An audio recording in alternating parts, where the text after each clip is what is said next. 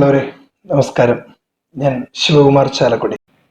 നമ്മൾ മുന്നത്തൊരു വീഡിയോയിൽ പറഞ്ഞിരുന്ന ഒരു കാര്യം ഉണ്ടായിരുന്നു, ഇമ്പിച്ചി ഭവന നിർമ്മാണ പദ്ധതിയെ പറ്റിയിട്ട്.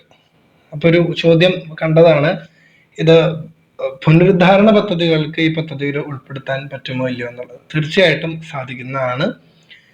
ഇതിന് ഇമ്പിച്ചി ഭവന പുനരുദ്ധാരണ പദ്ധതി എന്ന പേരിൽ നടപ്പിലാക്കി വരുന്നുണ്ട്. ഇത് ന്യൂനപക്ഷ മതവിഭാഗത്തിൽപ്പെട്ടിട്ടുള്ള വിധവകൾക്ക്, അതുപോലെ തന്നെ വിവാഹബന്ധം ഏർപ്പെടുത്തിയ സ്ത്രീകള്, ഉപേക്ഷിക്കപ്പെട്ട സ്ത്രീകള് എന്നിവർക്ക് സ്വന്തം പേരിലുള്ള വീടിന്റെ അറ്റകുറ്റപ്പണികൾക്കായിട്ടുള്ള ഒരു ധനസഹായം ഈ പദ്ധതിയിൽ നേടിയെടുക്കാവുന്നതാണ്.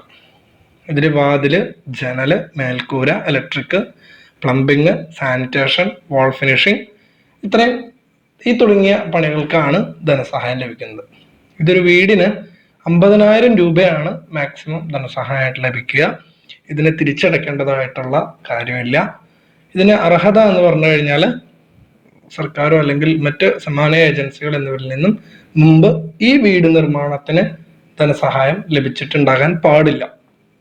മാത്രമല്ല, BPL കുടുംബങ്ങള്, വിധവകള്, അവരുടെ മക്കള്, ശാരീരിക മാനസിക വെല്ലുവിളി നേരിടുന്നവര്, പെൺമക്കൾ മാത്രമുള്ള വിധവകൾ, ഈ ഒരു കാറ്റഗറി ആളുകൾക്കായിരിക്കും ഇതിൽ മുൻഗണന ലഭിക്കുക.